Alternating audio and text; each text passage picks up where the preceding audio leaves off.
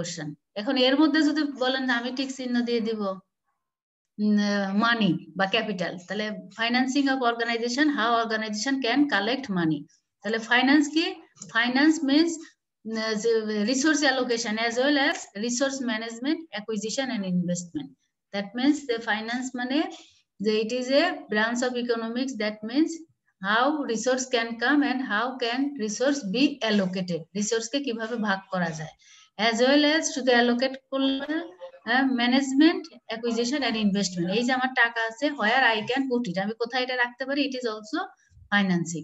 আরেকটা কথা বলতে সিম্পলি বলা যায় কি রিলেটেড মানি এন্ড মার্কেট, যেখানে ফাইন্যান্স মানে মানি এবং মার্কেট থাকতে হবে, টাকা এবং টাকার ধরেন প্রসেস হয় কোথায়, মার্কেটে। এরপরে ধরেন যে একটা ডেফিনেশন দিয়েছে, এক্সপার্ট একজন ব্যক্তির নাম, সে বলছে তার ডেফিনেশন। তাহলে তো ফাইন্যান্সটা কি? ফাইন্যান্স হচ্ছে resource allocation as well as management of resource, acquisition and investment. It normally it deals with market হয়ে গেল ফাইন্যান্স। তা এইটা 2 মার্কের। এরপরে what is financial management? Finance, then another question, what is financial management? financial management, finance কে যে manage করে সেই তো হচ্ছে ফাইন্যান্স ম্যানেজার। তাহলে যে ফাইন্যান্সিয়াল ম্যানেজার যে কাজটা করে সেটাই হচ্ছে financial management. Financial management key planning, organizing, directing and controlling the financial activities.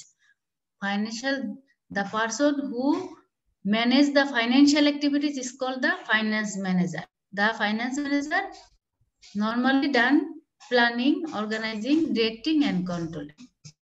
এই এগুলোর মধ্যে কি আছে? such as procurement and utilization of fund.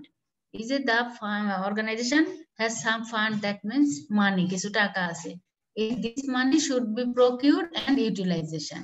Procurement সংরক্ষণ করতে হবে প্লাস ইউটিলাইজেশন করতে হবে, প্রপারলি ইউটিলাইজ করতে হবে।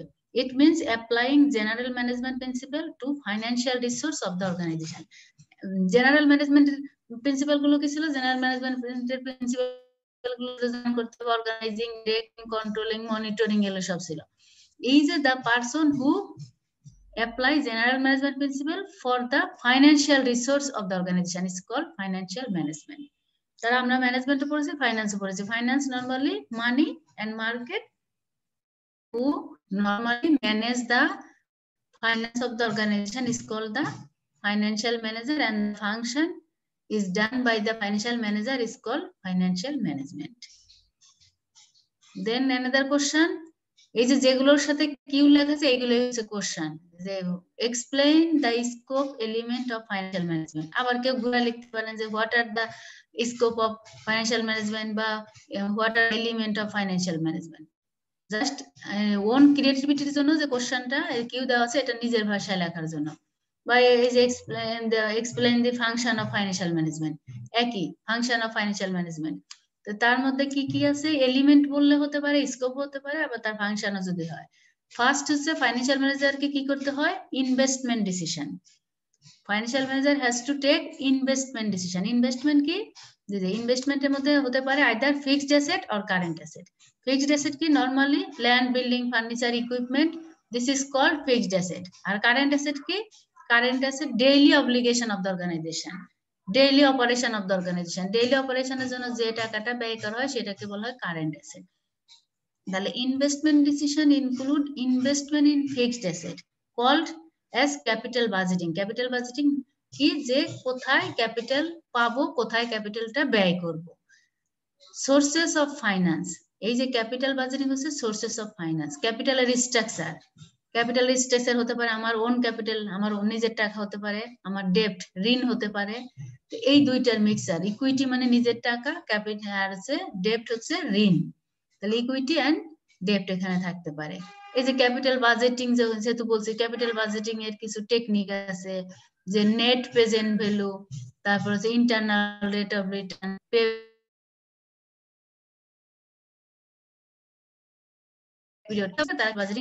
এর মধ্যে বলছে ইনভেস্টমেন্ট ইন কারেন্ট অ্যাসেট আর also part of investment decision. এই কারেন্ট অ্যাসেট ইনভেস্টমেন্ট করাকে বলে ওয়ার্কিং ক্যাপিটাল। তাহলে ওয়ার্কিং ক্যাপিটাল কি? Working capital means the capital which is investment for current asset is called working capital. Another element হতে পারে financial decision. Financial decision কি? they relate to the raising of finance from various resources. কোথা থেকে, what will be the sources of finance, ফাইন্যান্সের source কি হবে, এটা কিসের উপর ডিপেন্ড করে, আমি কার থেকে ঋণ নিব বা কার থেকে নিব না, কিসের উপর ডিপেন্ড করে, টাইপ অফ সোর্স, আমার সোর্সের প্রকারভেদটা কেমন, পিরিয়ড অফ ফাইন্যান্সিং, কত দিনের জন্য আমি এটা টাকাটা পাচ্ছি, তারপরে কস্ট অফ ফাইন্যান্সিং, আমি যে নিব তার আমার কত পার্সেন্টেজ দিতে হবে, and the return thereby, এবং আমি আমার টাকা যদি ইনভেস্ট করি কতটুকু রিটার্ন পেতে পারি। তাহলে স্কোপ বা এলিমেন্ট হলে এক নম্বর হচ্ছে investment decision. Investment decision may be either for long term and short term অ্যাসেটের হতে পারে। শর্ট টার্ম মানে কারেন্ট অ্যাসেট। ফাইন্যান্সিং ডিসিশন হতে পারে যে sources of finance depends on types of source, period of the financing, cost of financing and return thereby. Then another element dividend decision. Dividend decision কি, dividend মানে লভ্যাংশ, লাভের অংশ। The finance manager has to take decision with regard to the net profit distribution, and net profit is generally divided into two. তাহলে এই যে dividend decision আছে, dividend মানে লাভের অংশ, লভ্যাংশ, লাভের অংশ। তাহলে লাভের অংশ কি করতে হবে, নেট প্রফিট ডিস্ট্রিবিউশন, প্রফিটকে কিভাবে, how the manager distribute the profit. অর্গানাইজেশনের প্রফিট হলে একজন ভোগ করতে পারে না, এটা কিভাবে ডিস্ট্রিবিউশন করবে, ডিস্ট্রিবিউশন কিভাবে হতে পারে, ডিপেন্ড। এই যে তাহলে ডিভিডেন্ড কাদেরকে দেওয়া হয়, dividend normally given to the share holder, share হোল্ডারকে কি দেওয়া হয়, ডিভিডেন্ড। আর ডিবেঞ্চার হোল্ডার, যারা ডিবেঞ্চার ঋণ দেয়, ডিবেঞ্চার হোল্ডারকে দেওয়া হয় ইন্টারেস্ট, সুদ দেওয়া হয়। তাহলে যে ডিভিডেন্ড ডিসিশন হচ্ছে shareholder will get dividend, debenture holder will get interest. আর একটা পোর্শন কোথায় থাকবে, রিটেইন প্রফিট বা রিটেইন আর্নিং। অর্গানাইজেশন কিছু টাকা, for example if any organization earn profit, for example 100 টাকা, ধরেন 100 টাকা প্রফিট আর্ন করেছে, 100 টাকা প্রফিট আর্ন করে ফার্স্ট দিয়েছে ইন্টারেস্ট। ইন্টারেস্ট কাকে দিয়েছে, ইন্টারেস্ট দিয়েছে ডিবেঞ্চার হোল্ডার, ঋণদাতাকে। দেন গভর্নমেন্টকে ট্যাক্স দিয়েছে, ট্যাক্স দেওয়ার নেট প্রফিট আফটার ট্যাক্স আছে, এখান থেকে কিছু শেয়ার হোল্ডারকে ডিভিডেন্ড দিবে, কিছু রিটেইনড মানে অর্গানাইজেশনের ফার্দার এক্সপানশনের জন্য রেখে দিবে। তাহলে ডিভিডেন্ড দিল শেয়ার হোল্ডার, সব টাকা কিন্তু ডিভিডেন্ড হিসাবে ডাইরেক্ট ক্যাশ টাকা দেয় না, এখন আবার কোম্পানিগুলো কিছু বোনাস শেয়ার দেয়। যে ধরেন আপনাকে 40 টাকা দেওয়া হবে, 40 টাকা সরাসরি ক্যাশে দিলে অর্গানাইজেশনের ক্যাশ কমে যায়। অর্গানাইজেশন তখন কি করতে পারে, 40 টাকার মধ্যে 20 টাকা আপনাকে নগদ ক্যাশ দিতে পারে, আর 20 টাকার আবার কিছু বোনাস শেয়ার, রাইট শেয়ার আছে, এগুলো দিতে পারে। শেয়ার দিল, যে বোনাস দিলাম আপনাকে, শেয়ার 2টা শেয়ার ছিল, আপনাকে একটা শেয়ার আরো নতুন দিলাম, তার মানে কি আমার টাকা কিন্তু অর্গানাইজেশন রয়ে গেল। আপনার লাভ কি, আপনার 2টা শেয়ারের জায়গায় 3টে শেয়ার হয়ে গেল। আর আরেকটা হতে পারে রাইট শেয়ার, আপনাকে যেহেতু পুরাতন শেয়ার হোল্ডার, সেখানে আপনাকে আরেকটা কিছু অধিকার দেওয়া হলো। এই ধরনের বিভিন্ন স্ট্র্যাটেজি অর্গানাইজেশন গুলো নেয়। আর কিছু আছে রিটেইনড আর্নিং বা রিটেইনড প্রফিট। অর্গানাইজেশন সব টাকা ডিভিডেন্ড, ইন্টারেস্ট, ট্যাক্স দিয়ে দেয়, তাহলে অর্গানাইজেশনে ফার্দার এক্সপানশন হবে কি, রিসার্চ এন্ড ডেভেলপমেন্ট হবে কিভাবে, সেই কারণে অর্গানাইজেশন কি করে, expansion and diversification plan of the enterprise. এই যে একটা প্রোডাক্ট ধরেন, হয়তো আমার বিজনেস শুধুমাত্র আমি কি করি, এই যে কলম, ছাত্র যেহেতু আপনার স্টুডেন্টের জন্য কলম বিক্রি করি, এখন আমি ডাইভার্সিফিকেশন কি করতে পারি, খাতা কলম, এখন ধরেন শীতের সময় আমি আরো কিছু শীতের পোশাক রাখতে পারি, যে খাতা কলম নিতে আসবে, যা দেখবে যে শীতের পোশাক আছে নিয়ে যেতে পারে।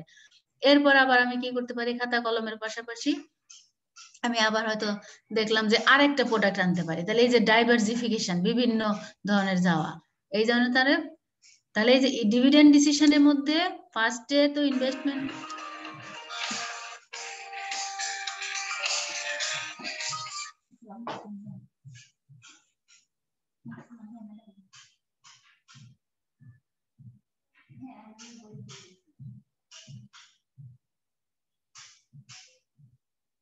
সমস্যা হলে দেখুন না।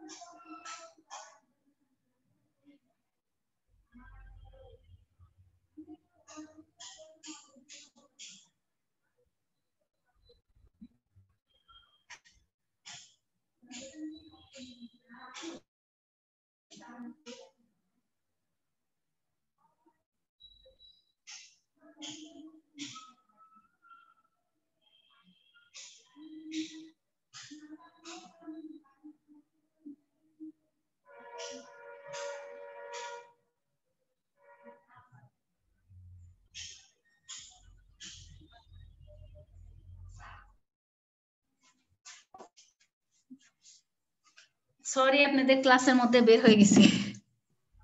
হ্যালো ম্যাডাম আরসিতে ওই যে বাচ্চাদের স্কুলের না কিছু কিছু বলছেন? না আরসিতে ম্যাডাম প্রোডাকশন সিস্টেমটা পড়ানো হয় না, বাকি সব পড়ানো হয়েছে, প্রোডাকশন সিস্টেম এন্ড ম্যানেজমেন্ট। হ্যাঁ আমার মনে আছে, আমি এটা শেষ করে তারপরে নিচ থেকে আবার উপরের দিকে ওঠার চেষ্টা করব। জি ম্যাডাম।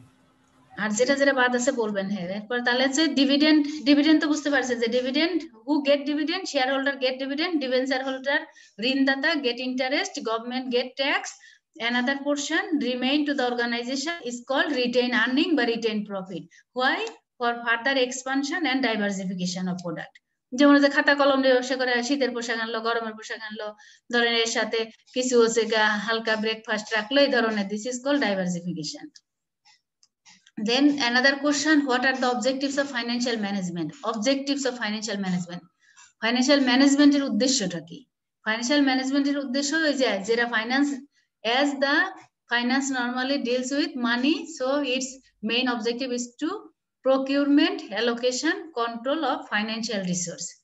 Financial resource কে কি করতে হবে? procurement সংরক্ষণ করতে হবে, allocation ভাগ করতে হবে, control করতে হবে of the organization.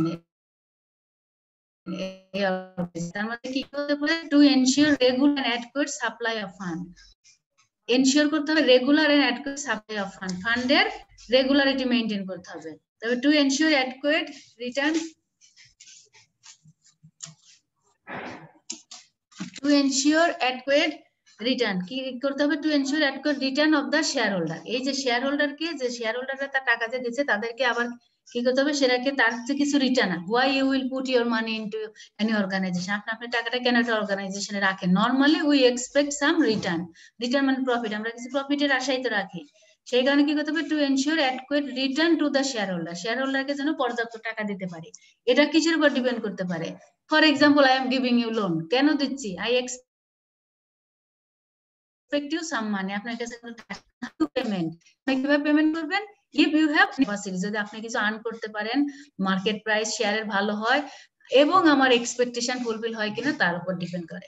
তাহলে ফাইন্যান্সিয়াল ম্যানেজমেন্টের অবজেক্টিভ 1 নম্বর হচ্ছে রেগুলারিটি মেইনটেইন করা, 2 নম্বর হচ্ছে অ্যাডকুয়েট রিটার্ন দিতে হবে শেয়ার হোল্ডারকে, 3 নম্বর কি করতে হবে? অপটিমাম ইউটিলাইজেশন অফ ফান্ড, ফান্ডের অপটিমাম ম্যাক্সিমাম ইউটিলাইজেশন করতে হবে কি? অ্যাট লিস্ট কস্ট, নিম্ন খরচে। নরমালি আমরা কি করি? ম্যাক্সিমাম ইউটিলাইজেশন করতে গেলে আমার কস্ট কম হতে হবে। এরপরে কি করতে হবে? Ensure safety of investment, safety বজায় রাখার জন্য আমার কি করতে হবে? সেফটির জন্য adequate rate of return can be achieved. আমার টাকাটা ইনভেস্ট করলে, এই যে অনেক ইনভেস্টররা আছে না, পুরা প্রিন্সিপাল প্লাস ইন্টারেস্ট সবকিছু নিয়েই চলে যায়। সেই কারণে আমার সেফটি মেজারমেন্টটা ইম্পর্টেন্ট, যে আমি একজন টাকা চাইলে আর হুট করে তাকে দিয়ে দিলাম, তা করা যাবে না। এরপরে কি বলছে? To plan a sound capital structure. Sound capital structure, capital structure মানে আপনার ব্যালেন্স করতে হবে কি? ডেপ্ট এন্ড ইকুইটি। ডেপ্ট হচ্ছে ঋণ, ইকুইটি হচ্ছে মালিকের নিজের টাকা, শেয়ার হোল্ডারের টাকা। তাহলে this is the objectives of financial management. Another কি? এখন দেখেন এই যে function of financial management.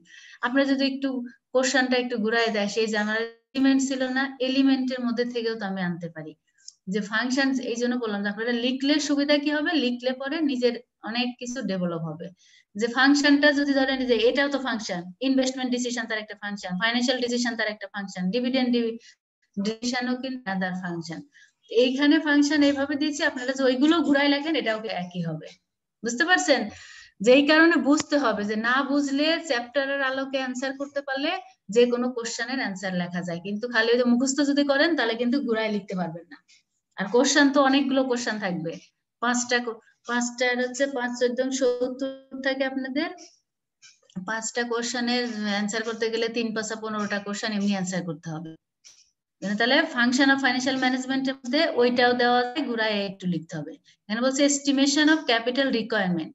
Estimation of capital requirement, কতটুকু ক্যাপিটাল দরকার সেটা এস্টিমেট করতে হবে। তাহলে এটা কিসের উপর ডিপেন্ড করবে? এটা ডিপেন্ড করবে যে capital requirement of the company, কোম্পানির কত টাকা দরকার।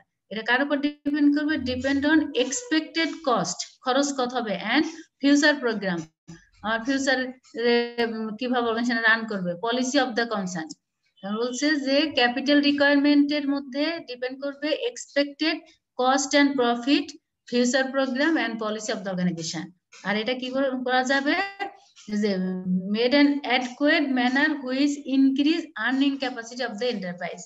এটা কার উপর ডিপেন্ড করবে যে আমরা নরমালি কস্ট করি কিসের জন্য, যে একটা আর্নিং ক্যাপাসিটি ইনক্রিজ করার জন্য। তাহলে 1 নাম্বার ফাংশন হচ্ছে এস্টিমেশন অফ ক্যাপিটাল রিকোয়ারমেন্ট। আমার অর্গানাইজেশন রান করার জন্য কতটুকু ক্যাপিটাল দরকার, এটা কিসের উপর ডিপেন্ড করবে, expected cost and profit and future program and policies এর উপর।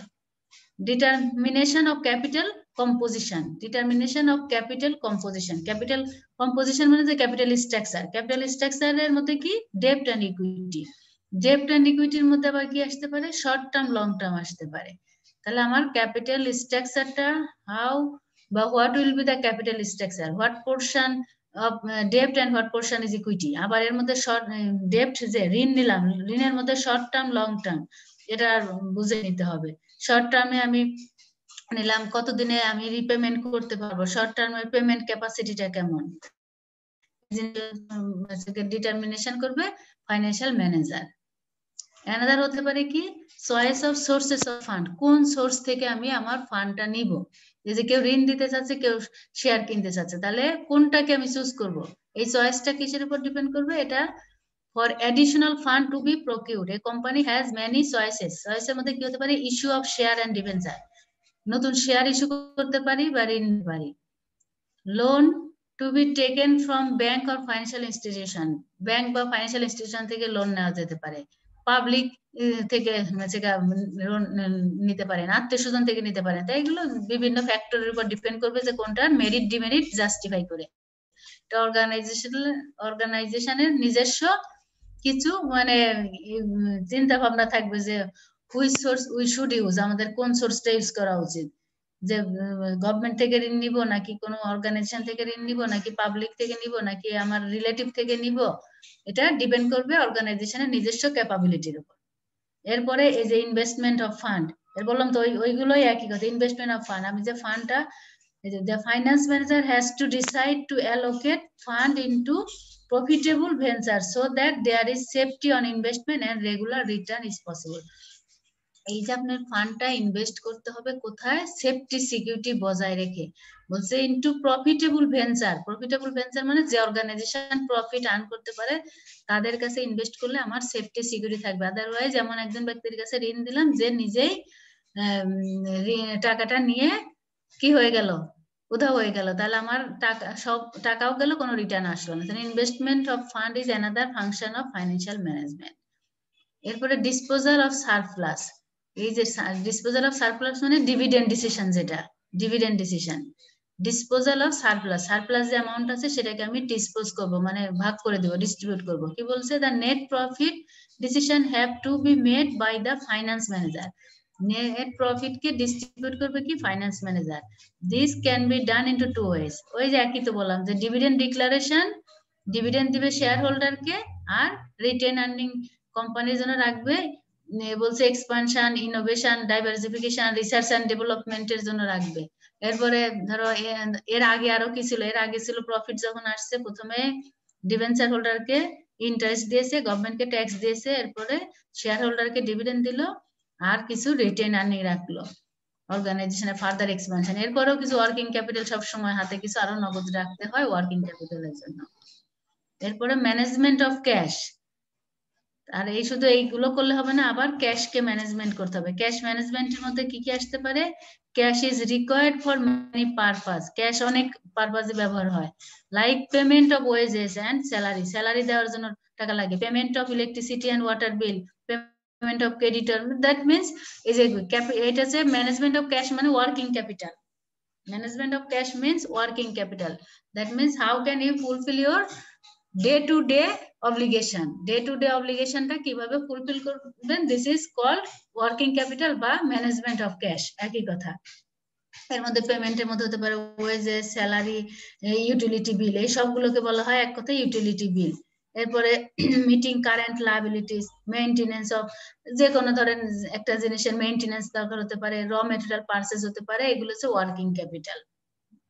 এরপরে ফাইন্যান্সিয়াল কন্ট্রোল, ফাইন্যান্সিয়াল কন্ট্রোলের মধ্যে কি হতে পারে, the finance manager has not only to plan, procure and utilize the fund, but he also has to exercise control over finance. Finance এর উপর কন্ট্রোল থাকতে হবে. This can be done through many technique like ratio analysis, financial forecasting, cost and profit control.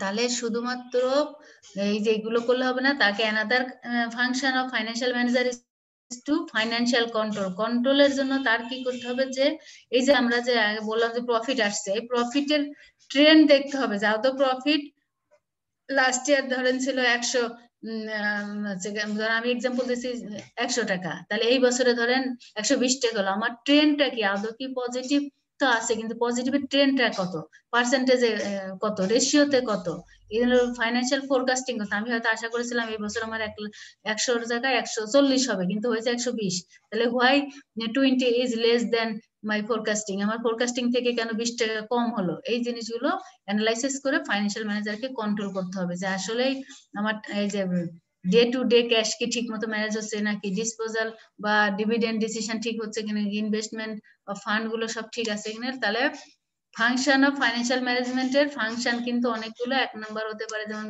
Investment decision, financial decision, dividend decision. এরপরেও আরো হতে পারে যে estimation of capital, তারপরে হচ্ছে কম্পোজিশন অফ ক্যাপিটাল বা capital structure, choices of fund বা choices of source, এরপরে হচ্ছে আপনার ক্যাশ ম্যানেজমেন্ট বা ওয়ার্কিং ক্যাপিটাল, আর লাস্ট ফাইন্যান্সিয়াল কন্ট্রোল। কন্ট্রোলটা ইজ ইম্পর্টেন্ট।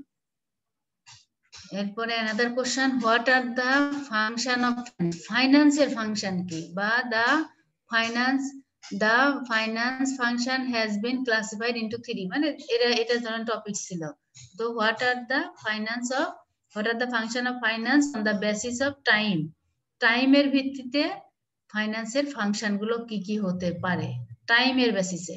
বলছে আর এমনি আগে ফাইন্যান্সের কাজ তো বোঝেনি, টাকার কাজগুলো কি। Long term finance, medium, short term.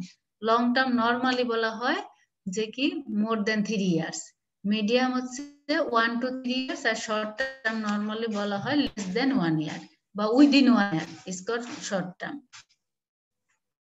এটা অত বেশি ইম্পর্টেন্ট না। তারপরে লং টার্ম হচ্ছে মোর দেন, আবার কোন বই আছে মোর দেন এটা 5 ইয়ার্স আছে, এটা কোনো নির্দিষ্ট আসলে এটার কোনো স্পেসিফিক কোনো ডেফিনেশন নাই। লং টার্ম, শর্ট টার্ম, গভর্নমেন্টের অনেক প্ল্যান ধরেন যে মোর দেন 7 ইয়ার সেটাকে লং টার্ম বলে, আবার কোন জায়গায় মোর দেন 5 ইয়ার সেটাকে লং টার্ম বলে, আবার নর্মালি ফাইন্যান্সিয়াল বইগুলোতে মোর দেন 3 ইয়ার্স লং টার্ম বলা হয়েছে। কিন্তু কোনো স্পেসিফিক ডেফিনেশন নাই। গভর্নমেন্টের যে long term plan, economic plan, যে এগুলোতে মোর দেন 7 ইয়ারে লং টার্ম, কোন জায়গায় আবার 5 ইয়ার, আর এই বইগুলোতে নর্মালি ফাইন্যান্সিয়াল ম্যানেজমেন্টের বইগুলোতে মোর দেন 3 ইয়ারকে লং টার্ম বলা হয়। সেজন্য এটা নিয়ে কোনো কনফিউশনের কোনো না, এটা কোনো এমন কোনো ইউনিভার্সাল কোনো ডেফিনেশন নাই এটা। মিডিয়াম 1 থেকে 3, কোন জায়গায় 1 থেকে 5, আবার কোন জায়গায় 3 থেকে 5, 3 থেকে 7ও ধরে। আর শর্ট টার্ম নর্মালি সবসময়ই less than 1 year is called short term. Profit maximization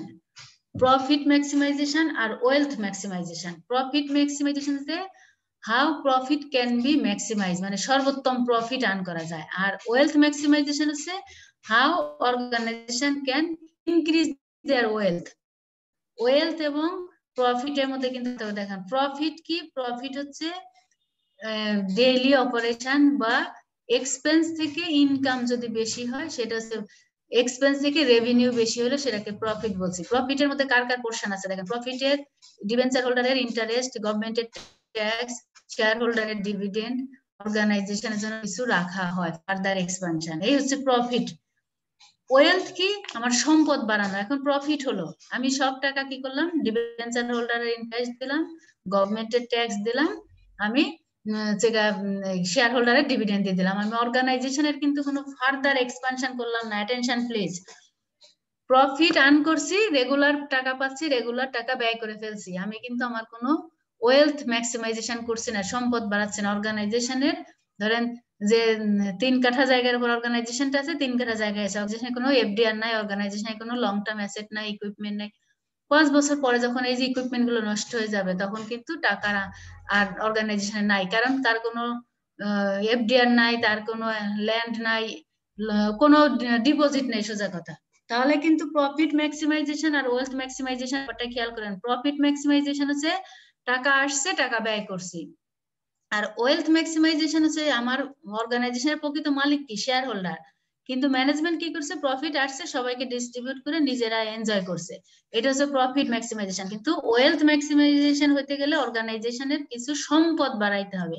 এই যে প্রফিট আসছে, ডিভিডেন্ড কি ইন্টারেস্ট দিলেন, গভর্নমেন্টের ট্যাক্স দিলেন, ডিভিডেন্ড দিলেন, কিছু ফার্দার এক্সপানশন করতে হবে, রিসার্চ এন্ড ডেভেলপমেন্টকে করতে হবে, প্রোডাক্ট ডাইভার্সিফিকেশন করতে হবে, কাস্টমার স্পেসিফিকেশন করতে হবে যে কাস্টমারের রিকোয়ারমেন্ট অনুযায়ী প্রোডাক্ট উৎপাদন করতে হবে, এরপর আমার সম্পদ বাড়াতে হবে। আর ওয়েলথ ম্যাক্সিমাইজেশন না করলে আসলে ওই যে ম্যানেজমেন্ট কিছু দেন চাকরি টাকরি করে টাকা পয়সা নিয়ে সরে গেল, অর্গানাইজেশনের কিন্তু অ্যাকচুয়ালি বেনিফিট হয় না। সেজন্য ওয়েলথ ম্যাক্সিমাইজেশন হচ্ছে মোর ইম্পর্টেন্ট দেন প্রফিট ম্যাক্সিমাইজেশন। প্রফিট আসতে পারে কিন্তু প্রফিটকে আমার শুধু এক্সপেন্স করলে হবে না, এক্সপেন্সের পাশাপাশি কিছু রিনোভেট করতে হবে আপনাকে। আবার অর্গানাইজেশনের যেমন একটা বিল্ডিং 10 বছর পরে সেটা নষ্ট হয়ে যেতে পারে, তার আবার কিছু মেইনটেনেন্স কস্ট রাখতে হবে। এরপরে ধরেন আপনার এই যে মেশিন ইকুইপমেন্ট, যেহেতু অর্গানাইজেশন প্রোডাকশন একসময় হ্যাম্পার হয়ে যাবে, তো অর্গানাইজেশনের আবার নতুন কি যদি কেন ফিক্সড অ্যামাউন্ট না রাখা হয় তাহলে আবার হুট করে অর্গানাইজেশন ওই ইকুইপমেন্টটা কিনতে পারবে না। তারপরে তার আবার ধরেন এই বিল্ডিং নষ্ট হয়ে গেলে আরেকটা বিল্ডিং করার মতো ক্যাপাসিটি রাখতে হবে, এফডিআর রাখতে হবে অর্গানাইজেশনের। এই জিনিসগুলো হচ্ছে ওয়েলথ ম্যাক্সিমাইজেশন বলে। তাহলে দেখুন এখন কি বলছে, the process of increasing the profit earning capacity of the organization is refer to as profit maximization. Profit হচ্ছে লাভ হচ্ছে, সাথে সাথে সেগুলোকে আমি ব্যয় করে ফেলছি। It is mainly a short term goal, এই যে এটা কিন্তু short term goal, and mainly is restricted to the accounting analysis of the financial year. It ignore the risk and avoid the time value of money, এই যে সময়ের মূল্যটাকে কিন্তু regular না, টাকা আসছে টাকা খালি ব্যয় করে যাচ্ছে। It is mainly concerned as to how the company will survive and grow in the existing competitive business environment. শুধু আমি এই এক্সিস্টিং কম্পিটিটিভ বিজনেস এনভায়রনমেন্টে কিভাবে টিকে থাকবো সেটা নিয়েই আমি প্রফিট আর্ন করছি। আর ওয়েলথ ম্যাক্সিমাইজেশন দেখেন এর বিপরীত হবে, শর্ট টার্মে জায়গায় লং টার্ম অ্যাসেট বাড়াইতে হবে। এরপরে শুধু সার্ভাইভ করলে হবে না, leader of the organization, organization leader, এই যে কম্পিটিটিভ মার্কেটে নিজেকে সার্ভাইভ করলে হবে না, নিজেকে লিডার বানাইতে হবে। বলছে the ability of the company to increase the value of its stock, মানে আমার সম্পদের মূল্য বাড়াইতে হবে for all the stock holders if is refer to as wealth maximisation. আমার যে শেয়ার হোল্ডাররা তো কোম্পানির প্রকৃত মালিক, ম্যানেজমেন্ট তো ধরেন চাকরি করছে, সে ম্যানেজ করছে অর্গানাইজেশন, সে তো টেম্পোরারি, তাকে নিয়োগ দেওয়া হয়েছে, সে কিন্তু খালি যে প্রফিট ম্যাক্সিমাইজেশন করে চলে যাবে, সে টাকা আনবে সবাইকে বোনাস টোনাস দিয়ে নিজে বোনাস নিয়ে চলে যাবে। কিন্তু ওয়েলথ ম্যাক্সিমাইজেশন হচ্ছে শেয়ার হোল্ডারের প্রকৃত মালিকের কি লাভ হচ্ছে সেটা বাড়াইতে হবে। It is a long term goal and involve multiple external factor like as a sales product service market share etcetera. Market share মানে কি, আমার মার্কেটকে বাড়াইতে হবে, আমার হয় মার্কেট ধরেন ব্রাঞ্চ হতে পারে, কাস্টমার বাড়াইতে হবে, প্রোডাক্ট বাড়াইতে পারে, এগুলো হচ্ছে শেয়ার হোল্ডারের জন্য। It assumes that risk and recognizes the time value of money. যেটা রিস্ক এবং এই যে আজকে আমি বিজনেস রান করছি, কালকে তো বিজনেস রান নাও করতে পারে, সেই কারণে আমার রিস্ক গুলোকে মিনিমাইজ করার জন্য আমার কিছু কি করতে হবে, আরো ইনিশিয়েটিভ নিতে হবে। এরপরে যে given the business environment of the operating entity, it is usually a long-term growth organization and hence it is concerned more about facing মানে উইনিং করা, ফেস মানে উইনিং অর্জন করা, ম্যাক্সিমাম যা আমার সম্পদের জন্য ইনক্রিজ করে। শুধু প্রফিট ইনক্রিজ করলে হবে না, কোম্পানির ওয়েলথ কে বাড়াইতে হবে, ওয়েলথ মানে অ্যাসেট বাড়াইতে হবে। এর জন্য এই যে তাকে লিডারশিপ পজিশনে যেতে হবে। দেখেন প্রফিট ম্যাক্সিমাইজেশন হচ্ছে আমি সার্ভাইভ করব এক্সিস্টিং মার্কেটে, আর ওয়েলথ ম্যাক্সিমাইজেশন হচ্ছে organization try to be the leader of the competitive market. Competitive মার্কেটে নিজেকে লিডারশিপে নিতে হবে, এই জন্য আমার অ্যাসেট বাড়াইতে হবে, আমাকে প্রোডাক্ট ডাইভার্সিফিকেশনে যেতে হবে, মার্কেট এক্সপানশন করতে হবে, বেস্ট সার্ভিস দিতে হবে, কোয়ালিটি ওরিয়েন্টেড প্রোডাক্ট দিতে হবে, এরপরে আমার পসিবল। আদারওয়াইজ আমি যদি সার্ভাইভের চিন্তা করি তাহলে কিন্তু আমি এই লিডার হতে পারবো না। এটা হচ্ছে তাহলে ওয়েলথ ম্যাক্সিমাইজেশন আর প্রফিট ম্যাক্সিমাইজেশন। বলবেন যে প্রফিট না থাকলে ওয়েলথ আসবে কোথা থেকে? প্রফিট থাকবে, প্রফিটকে প্রপারলি ইউটিলাইজ করে সেটাকে ওয়েলথ বানাইতে হবে। আর প্রফিট কিন্তু নরমালি ম্যানেজাররা কি করে, প্রফিট আর্ন করলে সেটা ডিস্ট্রিবিউট করে নিজেদের মধ্যে ভাগাভাগি করে নিয়ে 10 বছর পর অর্গানাইজেশন ছেড়ে চলে যায়। কিন্তু অ্যাকচুয়ালি অর্গানাইজেশনের প্রকৃত এনহ্যান্সমেন্ট বৃদ্ধি হতে পারে। ক্লিয়ার? প্রফিট ম্যাক্সিমাইজেশন আর ওয়েলথ ম্যাক্সিমাইজেশন এটা মনে রেখেন, কারণ যারা এই যে কোম্পানিতে চাকরি করছেন নরমালি আপনাদের টেন্ডেন্সি কিন্তু যে অর্গানাইজেশনের কি হলো না হলো আমার দরকার নেই, আমার হচ্ছে প্রফিট পাইলাম বর্তমানে খেয়ে বাঁচি, এটা হচ্ছে প্রফিট ম্যাক্সিমাইজেশন।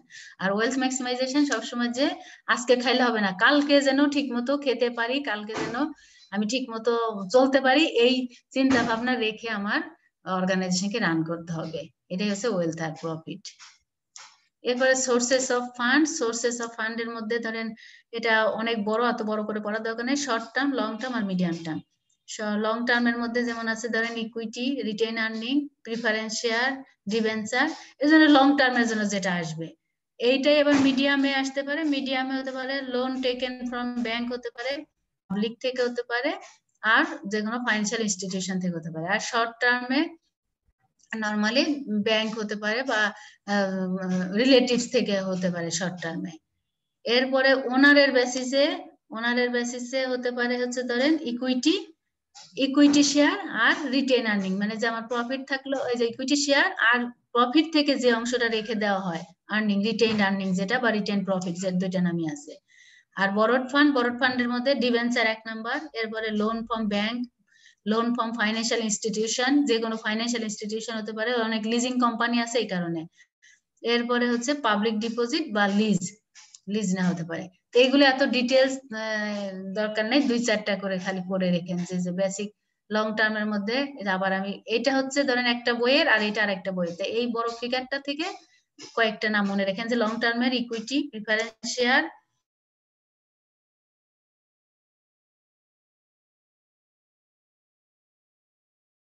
হচ্ছে ভেঞ্চার মিন্স অর্গানাইজেশন যারা ধরেন নিজেরা প্রফিট আর্ন করতে পারে সেই সব অর্গানাইজেশনে ইনভেস্ট করলে ভালো হয়। মিডিয়াম টার্মে একই, এটা লং টার্মের জন্য, এটা মিডিয়াম টার্মের জন্য, এটা শর্ট টার্ম। আর টাইম ডিউরেশন কিন্তু বলেই দিছি, এটা কোনো ইউনিভার্সাল কোনো ডেফিনেশন নাই। গভর্নমেন্টের অনেক প্ল্যান মোর দ্যান ইয়ার লং, আবার এই বইগুলোতে নরমালি 3 ইয়ার্স এর বেশিকে লং টার্ম বলা হয়েছে। আর ওনার অনুযায়ী যে ইকুইটি ক্যাপিটাল, প্রিফারেন্স ক্যাপিটাল, মানে ধরেন ইকুইটি হচ্ছে শেয়ার হোল্ডার, প্রিফারেন্স মানে তারা হয়তো ডাইরেক্ট অর্গানাইজেশনে অনেক সময় পার্টিসিপেশনে অংশগ্রহণ করে না, তারা জাস্ট প্রিফারেন্স একটা মানে লাভের অংশ চায়। আর রিটেন আর্নিং হচ্ছে লাভের যে অংশটা অর্গানাইজেশনের ফার্দার এক্সপানশনের জন্য রাখা হয়। কনভার্টেবল ডিবেঞ্চার হচ্ছে কিছু ঋণদাতা অনেক দিন ধরে ঋণ দিয়ে রাখছে, পরে তারা আস্তে আস্তে বলে যে না আমরা ঋণ হোল্ডার মানে ঋণদাতা না থেকে আমরা শেয়ার কনভার্ট করতে চাই, আমরা এটাকে এখন ধরেন 50 বছরের জন্য ঋণ দিছি, তখন আমি আর ঋণদাতা না থেকে আমি শেয়ার হোল্ডারে কনভার্ট করতে পারি। এরপরে হচ্ছে ঋণ তো একই, লং টার্ম হতে পারে, শর্ট টার্ম হতে পারে, ইন্টারনাল এক্সটার্নাল একই। তো এটা অত বেশি ইম্পর্টেন্ট না সোর্সেস অফ ফাইন্যান্সটা। এরপরে কি যে ভেঞ্চার ক্যাপিটাল, এই চ্যাপ্টারের লাস্ট কোশ্চেনটা আছে ভেঞ্চার ক্যাপিটাল। ভেঞ্চার মানে কি, যে স্টার্টআপ কোম্পানিজ, যে কোম্পানি নতুন তৈরি হয়েছে, with a potential to grow need a certain amount of investment, যে কোম্পানি নতুন তৈরি হয়েছে তার আসলে অনেক ক্যাপিটাল দরকার হয়। wealthy investor like to invest their capital in such business in businesses with a long term growth perspective. Wealthy investor যারা ধরেন আমার প্রচুর টাকা আছে, তারা কোথায় ইনভেস্ট করতে চায়, নরমালি এই যে যাদের লং টার্ম গ্রোথ পার্সপেক্টিভ আছে, যে প্রতি বছরই যারা লং টার্ম মানে কি দীর্ঘমেয়াদী যারা প্রফিট আর্ন করতে পারছে, this capital is known as venture capital and the investor are called venture capitalist. Venture capital হচ্ছে একটা নতুন কোম্পানি একটা পুরাতন কোম্পানির সাথে ইনভেস্ট করতে পারে। নতুন কোম্পানি স্টার্ট আপ হয়েছে, স্টার্ট আপ মানে নতুন শুরু হওয়া, স্টার্ট করে তারা দেখলো যে আমি আসলে এই কম্পিটিটিভ ওয়ার্ল্ডে টিকে থাকতে পারবো না, তখন কি হতে পারে একটা পুরাতন কোম্পানির সাথে মার্জ করতে পারে, দুইটা কোম্পানি মিলে এক হতে পারে, অথবা সে যে আমি আমার নাম আলাদাই থাকলো কিন্তু আমি আমার ডিরেকশন গুলো কার ওই বড় কোম্পানি থেকে নিব, তাহলে বড় কোম্পানি থেকে নিলে কি করব, আমার টাকা তাকে ইনভেস্ট করছি। এই যে তারা নর্মাল অর্গানাইজেশন গুলো কি করতে চায়, যে যাদের লং টার্ম গ্রোথ বা যারা দীর্ঘমেয়াদী প্রফিট আর্ন করতে পারে, লস না, এইসব কোম্পানিতে ইনভেস্ট করতে চায়। এই ইনভেস্টমেন্টকে বলা হয় ভেঞ্চার ক্যাপিটাল। এর সুবিধা অসুবিধা আছে। সুবিধা হচ্ছে, যেমন ধরেন সুবিধা অসুবিধা আছে, যেমন ভেঞ্চার ক্যাপিটাল করলে কি আমার সুবিধা হচ্ছে যে আমি বড়োর সাথে ধরেন, যেমন সিম্পল একজন বড়োর সাথে বন্ধুত্ব থাকে, কি হয় যে আমাদের এই যে পুলিশের লোকজন কেউ আছে আর আমার যে কোনো মামলা মোকদ্দমায় জিতে যেতে পারবো, ডিসঅ্যাডভান্টেজ কি, আমাদের সাথে কোনো কিছু নাই, আমার হচ্ছে আমার নিজের কোনো কন্ট্রোল নাই, আমার তার কথা মতো উঠতে বসতে হবে, তারপরে আমার সে যেভাবে কাজ করতে বলবে সেভাবে কাজ করতে হবে। তাহলে হচ্ছে ভেঞ্চার ক্যাপিটাল হচ্ছে স্টার্টআপ অর্গানাইজেশন লং টার্ম বা সার্ভাইভাল গোল যাদের আছে তাদের সাথে ইনভেস্ট করতে চায়, তাদের সাথে একটা কোলাবোরেশন করতে চায়, এই অর্গানাইজেশন গুলোকে বলা হয় ভেঞ্চার ক্যাপিটাল। এবং ভেঞ্চার ক্যাপিটালে ইনভেস্ট করলে অ্যাডভান্টেজ হচ্ছে large amount of capital can be raise, এই যে বড়র সাথে তো প্রচুর ক্যাপিটাল আছে, তারপরে ম্যানেজ রিস্ক বড়রা হেল্প করে, তারপর হচ্ছে এদের ধরেন বড় দেখে যে কোনো অর্গানাইজেশন কম্পিটিশনে আসতে সাহস করে না। আর ডিসঅ্যাডভান্টেজ হচ্ছে আসলে এই যে ফাউন্ডার ওনারশিপ ইজ রিডিউস, যে নতুন কোম্পানিটা গঠন করলো তার তো আসলে নিজের ওনারশিপ বলে থাকে না, ভেঞ্চার ক্যাপিটাল বড় ক্যাপিটালের সাথে বড় অর্গানাইজেশনের সাথে মার্জ করছে, তার নিজস্বতা বলতে থাকে না, তারপরে তার নিজের কন্ট্রোল থাকে না, তারপরে বড় অর্গানাইজেশন যেভাবে চালায় সেভাবে চলতে হয়। এই হচ্ছে তো বোঝেন তো, নিজস্ব ক্যাপাবিলিটিটা থাকে না। ওয়ার্কিং ক্যাপিটাল কি, ওয়ার্কিং ক্যাপিটাল হচ্ছে day to day operation, day to day অপারেশনের জন্য যে ক্যাপিটাল দরকার হয়, normally current asset minus current liabilities is called working capital. Working ক্যাপিটালের ইম্পর্টেন্স কি, ওয়ার্কিং হচ্ছে অপারেশনের জন্য দরকার হয়, তাহলে working capital management is essential and accounting strategy with a focus on the maintenance of a sufficient balance between a company's current asset and current liability। এত কথা না বলে working capital day to day অপারেশনের জন্য লাগে, day to day obligation, ওই যে এর আগে যে বললেন যে মেইনটেনেন্স, তারপর wages, salary, meeting the current obligation, এইগুলোর জন্য ওয়ার্কিং ক্যাপিটালটা দরকার হয়। An effective working capital management system helps business not only cover their financial obligation but also boost their earning। Day to day যদি হাতে টাকা না থাকে তাহলে শুধুমাত্র অব্লিগেশন ফুলফিলের জন্য না, আমার আর্নিং কে ম্যাক্সিমাইজ করতে গেলেও আমার কি দরকার হয়, ওয়ার্কিং ক্যাপিটাল বা ডে টু ডে টাকার দরকার হয়। এখানে আরেকটু বলছিলাম যে ওয়ার্কিং ক্যাপিটাল আর ডিটারমিনেশন অফ ওয়ার্কিং ক্যাপিটালের, ওয়ার্কিং ক্যাপিটালের ধরেন বৈশিষ্ট্যগুলো কি, শর্ট টার্ম নিড গুলো ফুলফিল করে, তারপরে ফ্লাকচুয়েশন, হঠাৎ করে আজকে ধরেন দাম অনেক বেড়ে গেছে আবার দাম অনেক কমে গেল, তো এইগুলো ম্যানেজ করার জন্য ওয়ার্কিং ক্যাপিটালের দরকার হয়। লিকুইডিটি মেইনটেনেন্সের জন্য, রিস্ক কমানোর জন্য, তারপরে হচ্ছে আবার স্পেশাল অ্যাকাউন্টিং সিস্টেম যেটা আছে, ধরেন ওয়ার্কিং ক্যাপিটালের যে short term current asset minus current liabilities, এইটা ফুলফিল করার জন্য, এই অ্যাকাউন্টিং সিস্টেম ফুলফিল করার জন্য আমার ওয়ার্কিং ক্যাপিটালটা দরকার হয়। ওয়ার্কিং ক্যাপিটালের সোর্সটা হচ্ছে ধরেন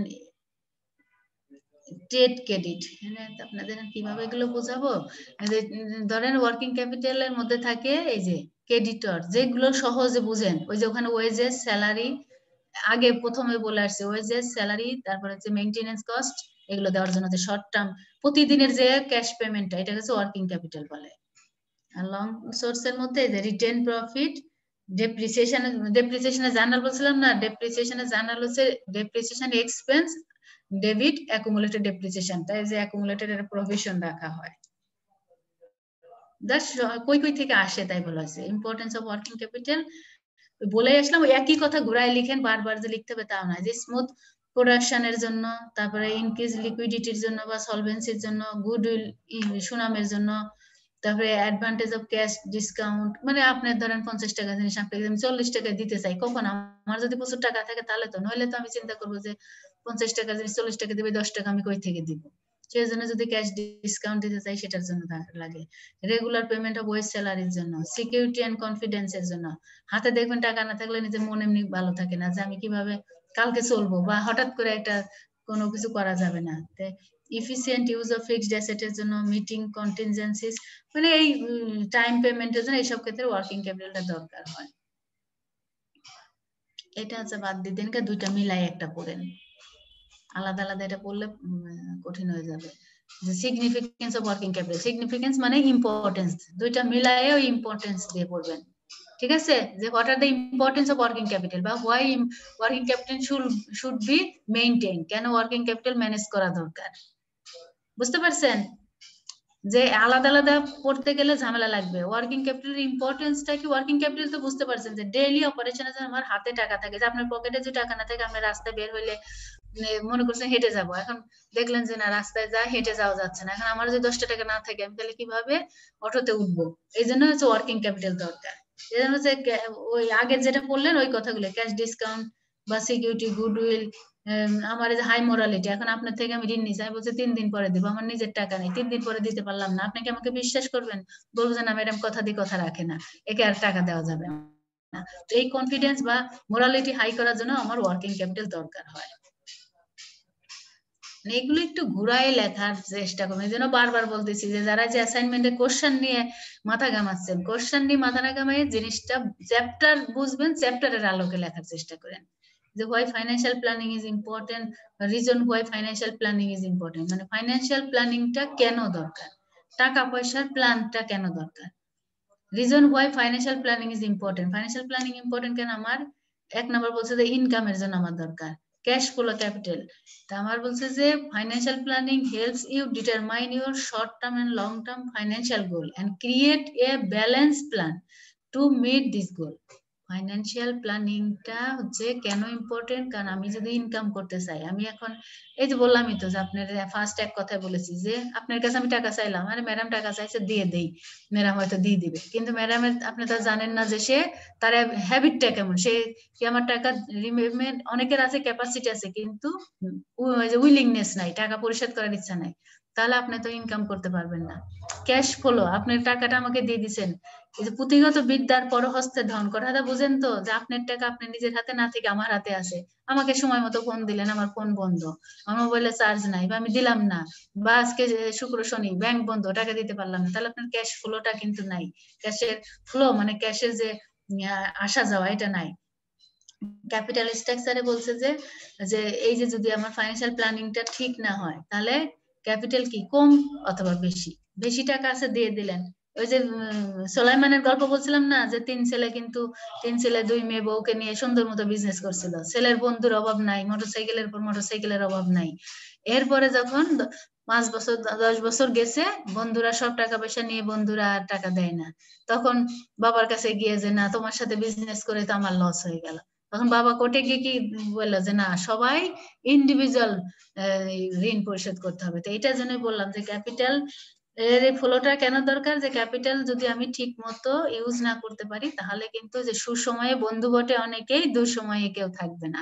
বলছে an increase in cash flow can lead to an increase in capital, allowing you to consider investment to improve your overall financial well-being. আজকে নিজের টাকা আছে বা বাবার টাকা আছে, আজকে কিন্তু বন্ধুর অভাব নাই, কিন্তু যখন দেখবেন যে এমন একটা সার্টেন এজে এসে যাবেন, তখন কেউ থাকবে না। এই জন্যই ফাইন্যান্সিয়াল প্ল্যানিং এর ইম্পর্টেন্সটা আমার ইনকামকে কি বলবো স্মুথ রাখা, ক্যাশ ফ্লোকে স্মুথ রাখা, ক্যাপিটাল স্ট্রাকচারকে স্মুথ রাখার জন্য ফাইন্যান্সিয়াল প্ল্যানিংটা ভেরি ভেরি ইম্পর্টেন্ট। এটা নট অনলি ফাইন্যান্সিয়াল, আপনার সব ক্ষেত্রেই, যে সৎসঙ্গে স্বর্গবাস, বন্ধু বান্ধব রাখতে হবে অবশ্যই, মানুষ হিউম্যান বিং, মানুষ কিন্তু একা চলতে পারে না, কিন্তু আপনার ফ্রেন্ড সার্কেল হতে হবে যে সৎসঙ্গে স্বর্গবাস, ভালোর সাথে থাকলে আপনি স্বর্গে থাকার মতো, কিন্তু খারাপের সাথে থাকলে এই যে সারাক্ষণ এটা ওটা, এটা নাই নাই নাই, এই নাই নাই দূর হবে না। তাহলে ফ্যামিলি সিকিউরিটি না ফাইন্যান্সিয়াল প্ল্যানিং দরকার। দেখছেন আমি যে বললাম, হয়তো অনেকে বেজার হচ্ছেন যে ম্যাডাম খালি আধ্যাত্মিক কথাগুলো বলে, কিন্তু ফ্যামিলি সিকিউরিটি, আজকে টাকা পাইছেন সব ধার দিয়ে দিলেন বন্ধুকে, তারপরে বাসায় গিয়ে চাউল নাই, চাউল আনার অবস্থা নাই। ইনভেস্টমেন্ট ডিসিশনের জন্য ফাইন্যান্সিয়াল প্ল্যানিং দরকার। স্ট্যান্ডার্ড লিভিং এর জন্য দরকার, ফাইন্যান্সিয়াল আন্ডারস্ট্যান্ডিং এর জন্য দরকার, যে better financial understanding can be achieved when measurable financial goal are set, the effect of decision understood, and the result review, giving you a whole new approach to your budget and improving control over your financial lifestyle. Financial understanding, যে financial ক্রাইসিসে না পড়লে কিন্তু বুঝবেন না যে আসলে টাকা না থাকলে কি অবস্থা, টাকা থাকলে কি অবস্থা। এই যে ধরেন এখন বলবেন যে হাতে টাকা আছে, এখন এই যে ফাইন্যান্সিয়াল আন্ডারস্ট্যান্ডিং এর জন্য, যে ক্রাইসিস না থাকলে আপনি ক্রাইসিসের মূল্যটা বুঝবেন না। জানলো যে আপনার টাকা যখন না থাকে তখন বুঝবেন যে না আসলে 10 টাকার জন্য আমি অটোতে উঠে যেতে পারি নাই, হাঁটার অবস্থা নাই, পায়ে ব্যথা, তারপরেও হাঁটতে হচ্ছে। তাই ফাইন্যান্সিয়াল আন্ডারস্ট্যান্ডিং এর জন্য ফাইন্যান্সিয়াল প্ল্যানিংটা ভেরি ভেরি ইম্পর্টেন্ট। অ্যাসেট ম্যানেজমেন্টের জন্য, সেভিংস এর জন্য, তারপরে ongoing advice, establishing a relationship with a financial advisor you can trust is critical to achieving your goal. Your financial advisor will meet with you to assess your current financial circumstances and develop a comprehensive plan customized. মানে ongoing advice আপনাকে ধরেন আপনি further expansion, organisation যদি বলি further expansion, বা আমার যে কোনো কিছুর জন্য বললাম যে হচ্ছে আপনার ফ্রেন্ড থাকা দরকার, কিন্তু ফ্রেন্ডটা থাকতে হবে আপনার মতাদর্শের সাথে মিল রেখে। এই অনগোয়িং অ্যাডভাইসমেন্ট আমার যে বললাম যে পড়তে হবে, পড়তে গেলেন আপনার মোবাইলে ব্যালেন্স নাই, আপনি যে এই জিনিসগুলো দেখতে পারতেছেন না। এরপরে আপনার বললাম যে লিখতে হবে, খাতা নাই, কলম নাই, তাহলে অনগোয়িং অ্যাডভাইস মানে কি বলবো ফলো করার জন্য আপনার ফাইন্যান্সিয়াল প্ল্যান গুলো দরকার। সব কথার মূল হচ্ছে ফাইন্যান্সিয়াল চ্যাপ্টারই, মানে আপনাকে ফাইন্যান্সিয়ালি ম্যানেজ করতে হবে, সবকিছু ফাইন্যান্সিয়ালি ম্যানেজ করতে হবে। এখন বলেন এই চ্যাপ্টারে কি কি সমস্যা আছে? সমস্যা তো থাকবে, আজকে তো পড়া খালি শুনলেন, এখন তার বোঝা হয় নাই, তাই না? প্রবলেম তো থাকবে। কোয়ালিটি কন্ট্রোল, এই যে আগের চ্যাপ্টারে প্রোডাকশনের ফাইন বলছিলেন কই থেকে বাদ আছে? আমার যতটুকু মনে আছে যে আমি এই যে এই পর্যন্ত পড়াইছি, এগুলো পড়াইছি আমার যতটুকু মনে আছে। প্রোডাকশনও পড়াইছি, যে এইখানে থেকে রাখছিলাম যে প্রোডাকশন ডিজাইন,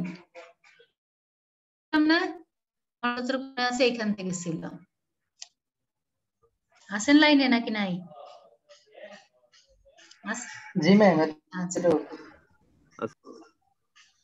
তাহলে এখানে এত এগুলো দরকার নেই। এখানে যে কোয়ালিটি কন্ট্রোলটা বলি। কোয়ালিটি কন্ট্রোল কি? Quality control is a process through which a business seek to ensure that product quality is maintained or improved. That means the quality control is a process which ensure that the product or service is quality oriented. Is called quality control. আর another বলছে কি? Quality control involve testing of unit and determining if they are within the specification for the final product.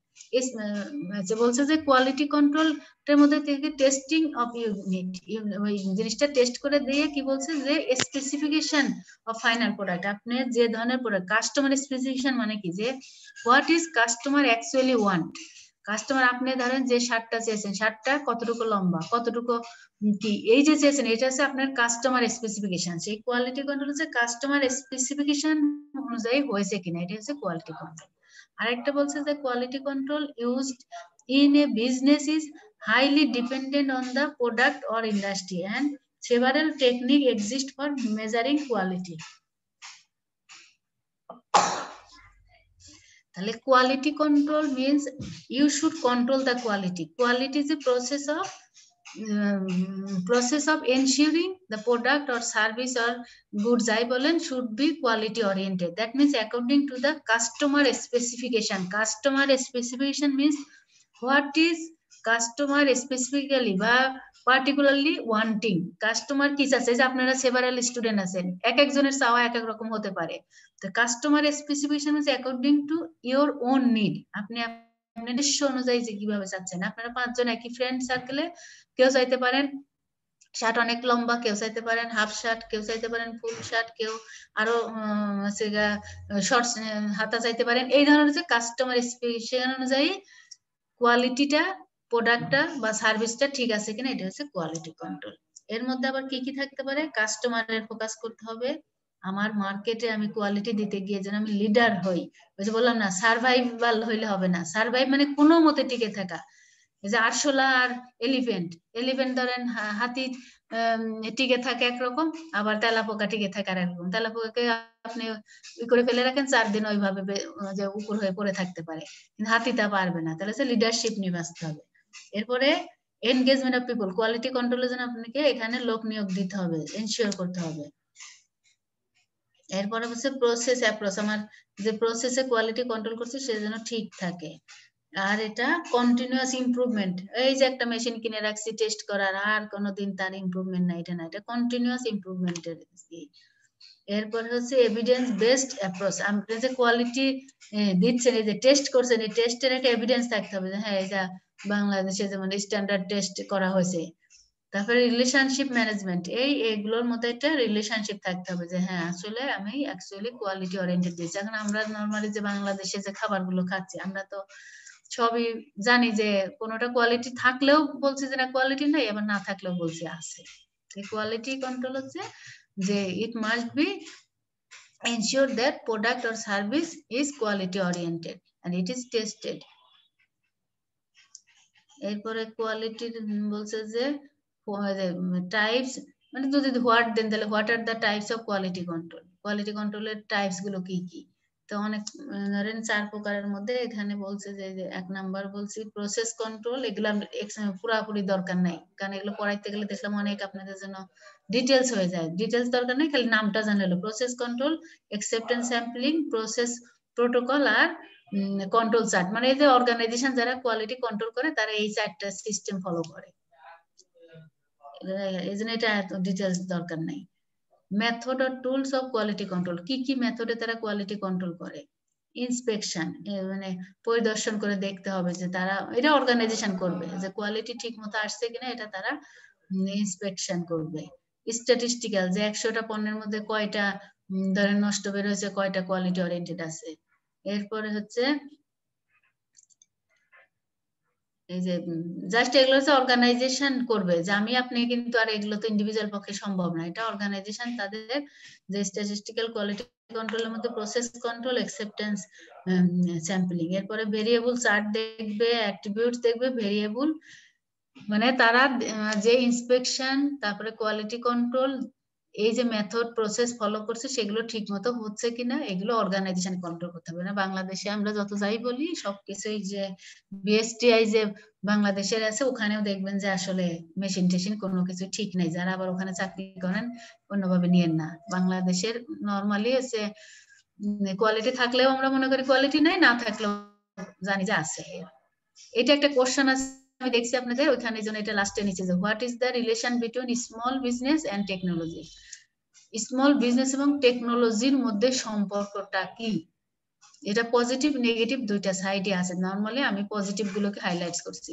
What is the relation between small business and technology, মানে আপনাদের একটা সিলেবাসের মধ্যে আছে একটা যে স্মল বিজনেস এন্ড টেকনোলজি।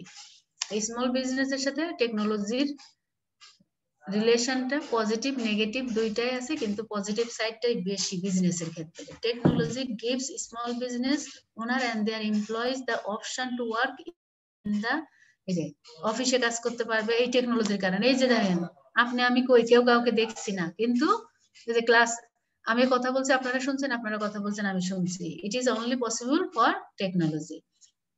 তাহলে office করতে পারে, বাসায় থেকে রাস্তায় যে রিক্সায় বসে ক্লাস করতে পারতেছেন, even from across the country, দেশের বাইরে থেকেও পারছে, এটা আপনারাই আমার চেয়ে ভালো পারেন। Affording small business owner the opportunity to hire talent from all over the world, আবার ট্যালেন্টদেরকে আপনি আউটসোর্সিং এর মাধ্যমে হায়ার করতে পারেন অল ওভার দ্য ওয়ার্ল্ড থেকে।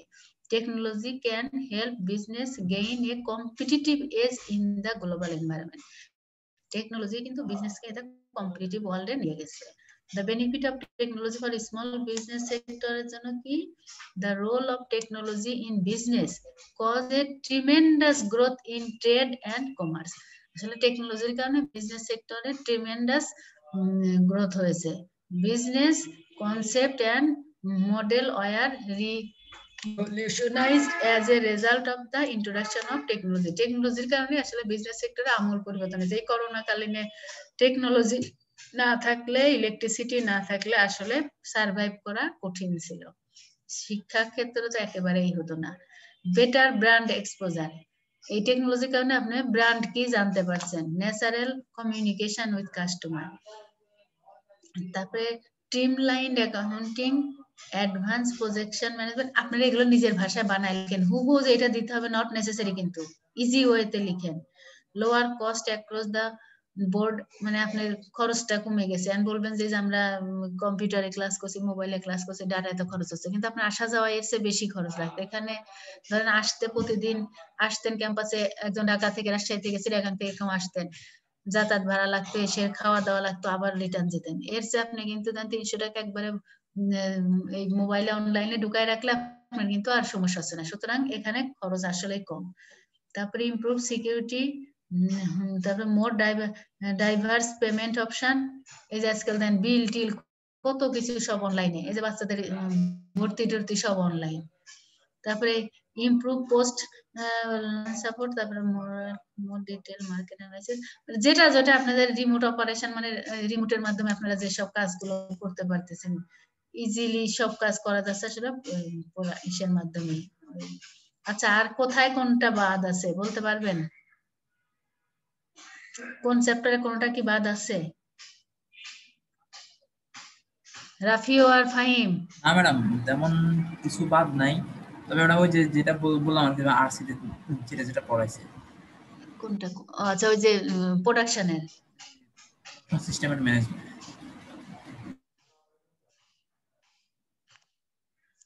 আচ্ছা, প্রোডাকশনের এই তো প্রোডাকশনের প্ল্যান লোকেশন আর প্ল্যান লেআউট। লোকেশন হচ্ছে কোথায় ধরেন অবস্থিত হবে, আর লেআউট হচ্ছে আপনার অ্যারেঞ্জমেন্ট, সাজানোটা। এই ইজি গুলো পড়াইছিলেন।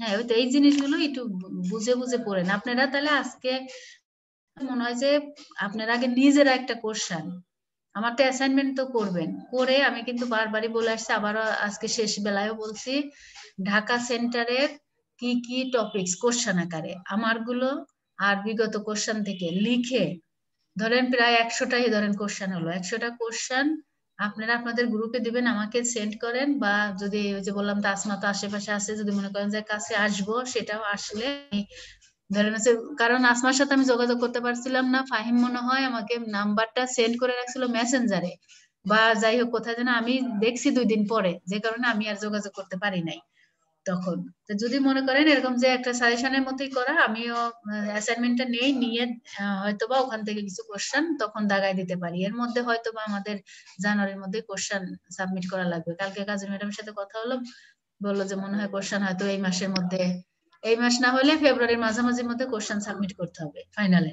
তাহলে ধরেন আমি তো আর কোশ্চেন তো দিব না, তাই না, কিন্তু একটা মোটামুটি ওভারঅল একটা দিব যে এই রিলেটেড কোশ্চেন গুলো একটু ভালো করে দেখেন। ঠিক আছে, আমাদের তার আরসিটা মিলাই আরেকবার বলেন, বুঝতে পারি নাই। এখন এই আরসিতে যা পড়াইছে ওই সবগুলো মিলাই আপনাকে একটা ফাইল পাঠাবো আর কি। কারণ কি ধরেন উনারা ঢাকায়, আপনি এখন রেকর্ড অফ করে দেন, কারণ ঢাকায় কি পড়াইছে আমি কি পড়াইছি কতটুকু পার্থক্য, কম না পড়ে বেশি না হয়, এগুলো একটা ই করে রাখা। এরপরে আবার কি স্পেকুলেটিভ। স্পেকুলেটিভ মানে কি, যে আমরা ওই যে বাংলা এটার ওয়ার্ডটার অত ভালো না, কিন্তু স্পেকুলেটিভ মানে হচ্ছে আপনার হঠাৎ করে দাম, আমরা নর্মালি আশা করি দাম বাড়বে। এই যে রমজানের আগে বিজনেসম্যানরা সবসময় বাংলাদেশের কালচারে কি করে, রমজানে দাম বাড়বে, পেঁয়াজের দাম, চিনির দাম, তেলের দাম বাড়বে। এই যে দাম বাড়বে, স্পেকুলেটিভ মোটিভ হচ্ছে আমি দাম বাড়বে সেই আশায় আমি কিছু মজুদ রাখবো। এটার অপোজিট হইতেই পারে, দাম কিন্তু কমে যেতে পারে, সেটা হচ্ছে নেগেটিভ ইম্প্যাক্ট হবে। তাহলে এই যে ইনভেন্টরি রাখার উদ্দেশ্যটা কি, আপনি যে 3টা জানেন যে ট্রানজাকশন, আমি ট্রানজাকশনও দরকার নাই, কন্টিনিউয়াস বিজনেস বা স্মুথ বিজনেস রানিং, বিজনেস কে স্মুথলি রান করার জন্য আমার ইনভেন্টরি দরকার। প্রিকশন মানে আমি প্রিকশন ভুলে গেছেন, তাহলে হচ্ছে ধরেন আপনি কি দিতে পারেন, প্রিকশন হচ্ছে কনসাস থাকা, ধরেন সতর্ক থাকা, যে আমার হঠাৎ করে আমার যে সাপ্লায়ার তার সাথে আমার সম্পর্ক খারাপ হতে পারে। এখন বাংলাদেশে অনেকদের স্ট্রাইক হরতাল নাই, হরতাল আসতে পারে, স্ট্রাইক হতে পারে, যখন কিছুদিন একেবারে একটানা চলছে, তারপরে আমার হচ্ছে র মেটেরিয়াল আসতে ডিলে হতে পারে, আমার মেশিন হঠাৎ করে কাজ না করতে পারে, এইসব ক্ষেত্রের জন্য আমি কি করতে পারি, প্রিকশন মানে সতর্ক থাকতে পারি আগে। আর স্পেকুলেটিভ হচ্ছে বাংলায় যেটা বলে যে চাঁদাবাজির মতো, যে আমি দাম বাড়বে এই আশায় আমি কিছু রেখে দিলাম, কিন্তু নরমালি দাম বাড়ে, খুব রেয়ার ক্ষেত্রে দাম কমতে পারে, এটাই স্পেকুলেটিভ। আচ্ছা প্রথম দিকে একটু দেখে আসি এক নজর। আচ্ছা আজকে আপনারা এত কম কেন, মাত্র আজকে 35, এত কম কেন? আজকে ম্যাডাম আসলে গতকাল তো আমাদের কোনো ক্লাস হয় নাই, তো আজকেও ক্লাস হয় নাই, সবার মনে হয় ম্যাডাম নিউ ইয়ারের আমেজটা এখনো কাটে নাকি, এই জন্য আসলে। না আমাকে যে রাফিয়া ফোন দিছিল সকালে 8:30টায় দিছে, আমি মনে করছি আসলে হলের সাথে জড়িত, তো আমি হলের মেয়েরা ফোন দিছে, মনে মনে রাগই হয়েছে যে হল তো আমি নরমালি মঙ্গলবারের দিন আসলে মেয়েদেরকে হলে ঢুকতে দিই, তো ভাবছি পরে দেখে আবার ফোন দিছে, পরে ফোন দিয়ে বললো যে ম্যাডাম আসলে কেউ ক্লাস করতে চাচ্ছে না, কিন্তু আমি বললাম যে আমি আসলে হ্যাসেলটা রাখতে চাচ্ছি না, এই ক্লাসটা শেষ করে দিলে আপনারাও একটা নিশ্চিন্ত মন, আমারও একটা যে ক্লাস শেষ, এরকম একটা ক্লাসের জন্য বসে আছি। আচ্ছা আর এইখানে যেমন ধরেন রিক্রুটমেন্ট প্রসেসটা আপনারা যে নরমালি যেভাবে আপনারা চিন্তা করেন, যে প্রথমে অর্গানাইজেশনের দৃষ্টিকোণ থেকে তত পারবেন না, অর্গানাইজেশনের দৃষ্টিকোণ হচ্ছে যে কোনো ক্ষেত্রে হেডকে একটা নোট দিতে হয় তার বসের কাছে, তারপরে সেই নোট অনুযায়ী কি সার্কুলার যায়, সার্কুলারের পরে কি হয়, অ্যাপ্লিকেশন করে, অ্যাপ্লিকেশন থেকে কি করে শর্ট লিস্ট করা হয়, শর্ট লিস্ট থেকে ধরেন হচ্ছে শর্ট লিস্টের পরে আপনার ইনভাইট করা হয়, মানে কি যারা পরীক্ষা দেবে তাদেরকে পরীক্ষা নেওয়া হয়, পরীক্ষার পরে কি করা হয়, পরীক্ষার পরে যে রিটেন নর্মালি ধরেন যে রিটেন হলো, রিটেনের পরে বাই বাই যারা এলিজেবল হয় তাদেরকে বাই বাই ডাকা হয়, এরপরে একটা মেডিকেল হয়। তো এই ধরনের রিক্রুটমেন্ট প্রসেস গুলো আপনারা এভাবে নিজের মতো করে বানায় লেখেন, হুবহু সবকিছু বইয়ের অনুযায়ী যে ফলো করা লাগবে তা কিন্তু না। ম্যাম আজকে কি শেষ ক্লাস? আমার আপনারা যদি বলেন আমি নিব, আমার হিসাবে টপিকস আমার সব শেষ, এখন আপনারা বলেন, আপনারা বললে আমি নিব, আমার সমস্যা নাই। আমি বলতেছি আজকে এখন একটু ক্লাস শেষ করে দিলে ভালো হয়, সব একদম মতো। না মানে আজকে কিন্তু একবারে এই সেমিস্টারের জন্যই শেষ, কারণ দেখেন আর আমার জানা মতো আর কোনো টপিক বাদ নাই, এরপরে তাহলে আপনারা অ্যাসাইনমেন্ট করতে গিয়ে যদি কারো কোনো প্রবলেম অ্যারাইজ করে তখন আপনারা আমাকে বলেন, যদি সমস্যা হয় ঠিক আছে? ঠিক আছে হ্যাঁ আচ্ছা তাহলে সবাইকে এই সেমিস্টারের জন্য ম্যাম, হ্যাঁ বলেন অ্যাসাইনমেন্টটা স্পেসিফিক কবে জমা দিতে হবে? 25শে জানুয়ারিতে দেন, কারণ হচ্ছে কোশ্চেন মনে হয় সে নেবে, ফাইনাল কোশ্চেন যাবে, তো ফাইনাল কোশ্চেন যাওয়ার আগ দিয়ে আপনারা দিলে আমি ধরেন আপনাদের সিটি প্লাস ওই যে সিটি পরীক্ষা দিয়েছেন ওইটার সাথে অ্যাসাইনমেন্টের এটা অ্যাডজাস্ট করে অ্যাটেন্ডেন্সের একটা মার্ক একটা ফরম্যাটে নিয়ে আসতে হবে, ঠিক আছে? তাহলে 25শে জানুয়ারিতে সবাই ইনশাআল্লাহ সিআর কে দিয়েন, সিআর আমাকে 25শে জানুয়ারিতে দিবে, ঠিক আছে? রাখবো তাহলে। ঠিক আছে ম্যাম। আচ্ছা সবাই ভালো থাকেন, সবাইকে নববর্ষের শুভেচ্ছা, সবার পরীক্ষা ভালো হোক, সুস্থ থাকেন। আচ্ছা আসসালামু আলাইকুম। আসসালামু আলাইকুম। আসসালামু আলাইকুম ম্যাম। ওয়ালাইকুম আসসালাম, সবাই ভালো থাকেন।